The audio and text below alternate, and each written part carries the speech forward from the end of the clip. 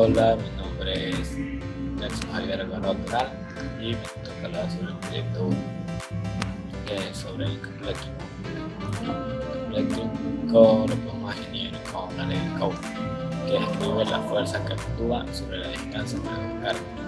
Puedo utilizar el concepto de campo eléctrico para reformular el problema dividiéndolo en dos pasos diferentes.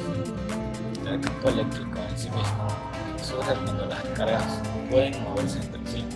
La experiencia ha demostrado que las fuerzas observadas en las cargas eléctricas en el movimiento relativista solo pueden explicarse considerando el campo eléctrico como una característica del espacio que se mueve a una velocidad finita. El campo eléctrico fluye a través de carga y material. La carga puede ser positiva, negativa y neutra. Y estas generan fuerza eléctrica. Y también podemos decir que el material posee resistencia eléctrica y voltaje. El voltaje produce corriente eléctrica, mientras que la resistencia eléctrica se la hace con la ley de Ohm. En el simulador veremos el siguiente ejercicio. Bueno, aquí el ejercicio. En el simulador colocamos una carga positiva y observamos que la fuerza de esta carga se repele, mientras que la negativa la atrae. Colocamos dos cargas positivas y la vamos a medir con 150 centímetros, no exactamente como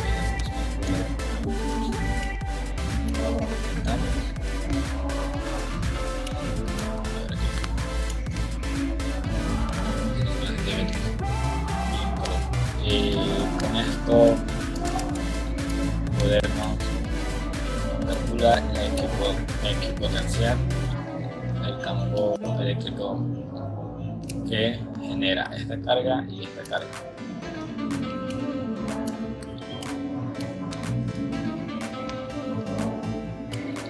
Bueno, si tenemos un sensor y lo colocamos en medio, podemos observar que el sensor va hacia la derecha, mientras que lo ponemos al lado derecho.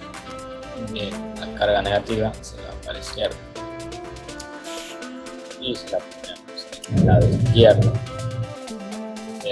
la carga positiva va hacia la izquierda.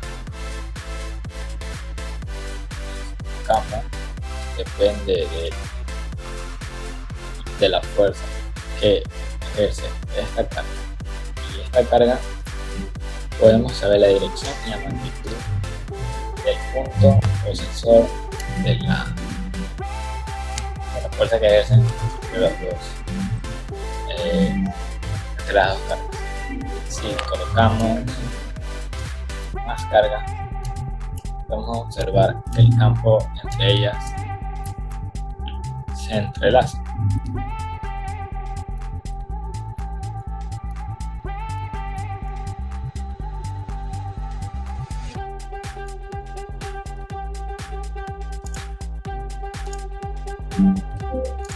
Podemos observar también los valores y la dirección.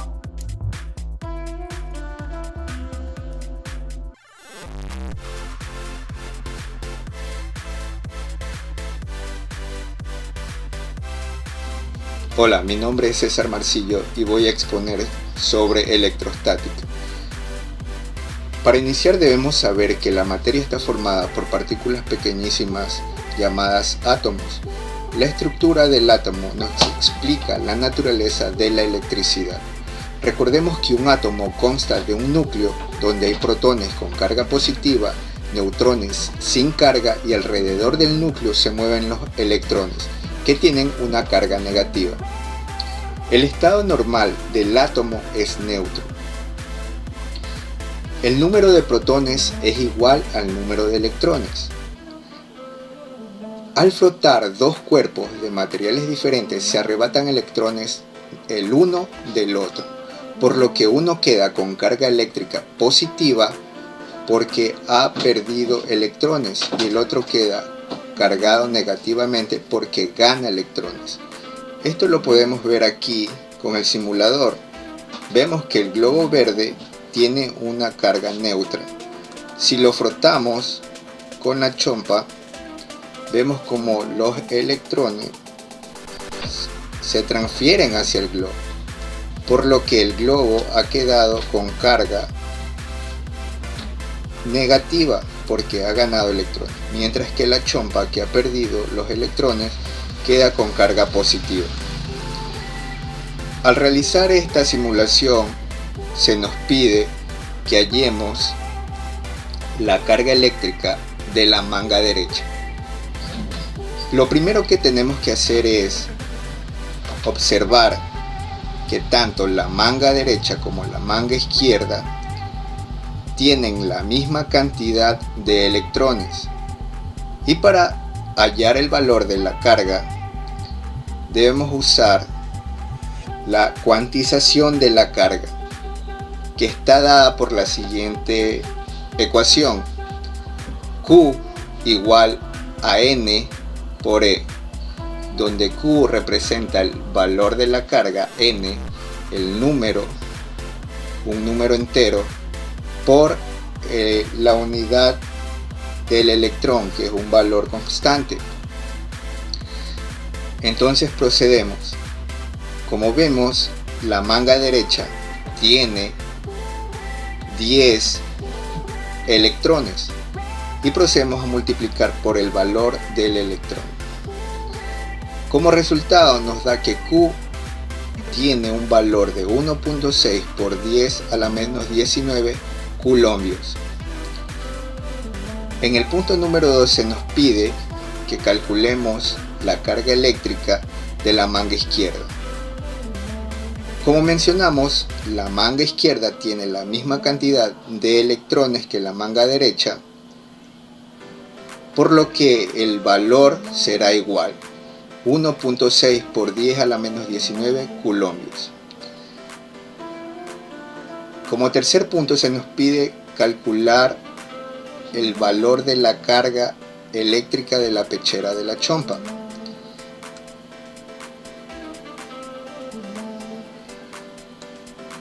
Al hacerlo, el globo se ha cargado con 37 electrones, como vemos que eran los que tenía la pechera de la chompa. Procedemos a realizar los cálculos y como resultado nos dará 59.2 por 10 a la menos 19 coulombios.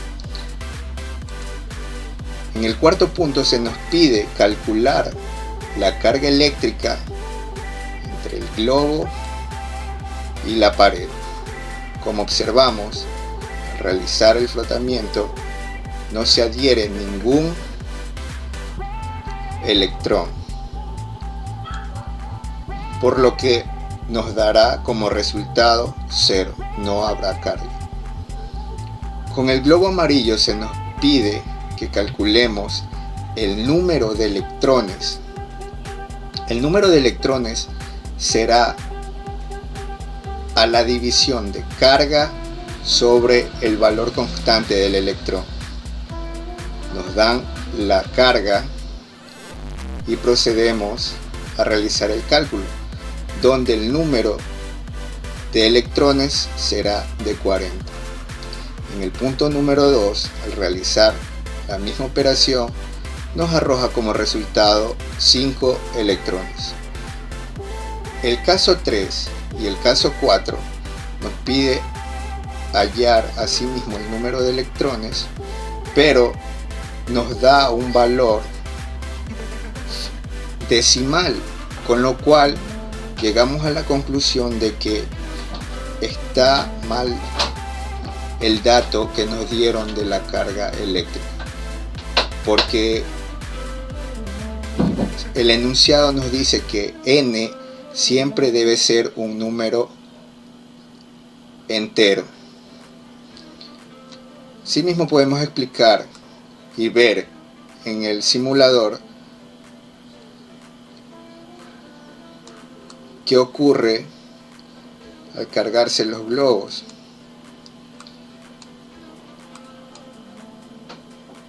Cómo se atraen.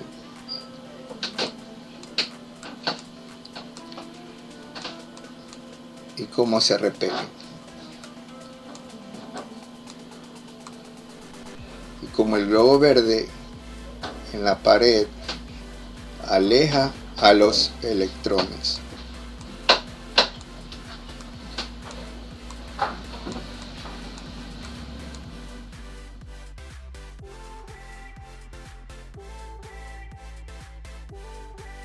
Buen día, profesor. Buen día, compañeros. Mi nombre es Cristian Chica, del grupo número 22 para el trabajo de investigación.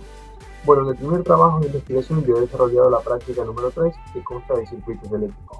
El objetivo principal que pude encontrar en esta práctica fue conocer cómo se aplica la ley de Ohm a los diferentes tipos de circuitos, sea en serie o en paralelo. Dentro de esta práctica, gracias al uso del simulador, podemos crear y analizar diferentes circuitos, estudiar sus partes y jugar con las variables, disminuyendo unas y aumentando otras, con la finalidad de observar cómo evolucionan los demás componentes. Recordemos que la ley de Ohm trabaja con los componentes del circuito que son la corriente o intensidad, la resistencia y el voltaje. Así podemos afirmar que la intensidad y el voltaje son directamente proporcionales, es decir, cuando una aumenta, la otra también. Y la intensidad y la resistencia son inversamente proporcionales, es decir, cuando la resistencia aumenta, la intensidad disminuye. Una manera fácil de aprender el uso de la ley de Ohm es por medio de un gráfico mnemotécnico. Yo lo voy a proyectar de la siguiente manera.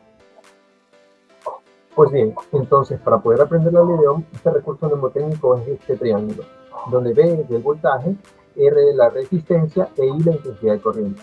Podemos usarlo para calcular de la siguiente manera. Si queremos calcular la intensidad de la corriente, tapamos este recuadro y nos quedamos solamente con el voltaje sobre la resistencia. Entonces sabemos que la intensidad de la corriente es voltaje sobre resistencia. Si queremos calcular el voltaje, por ejemplo, tapamos el voltaje en la parte de acá arriba y sabemos que el voltaje es intensidad por resistencia. De igual manera con la resistencia, tapamos lo que son la resistencia y sabemos que es voltaje sobre intensidad. Pues bien, otro punto importante dentro del análisis de la práctica 3 es calcular las incógnitas en un circuito más amplio.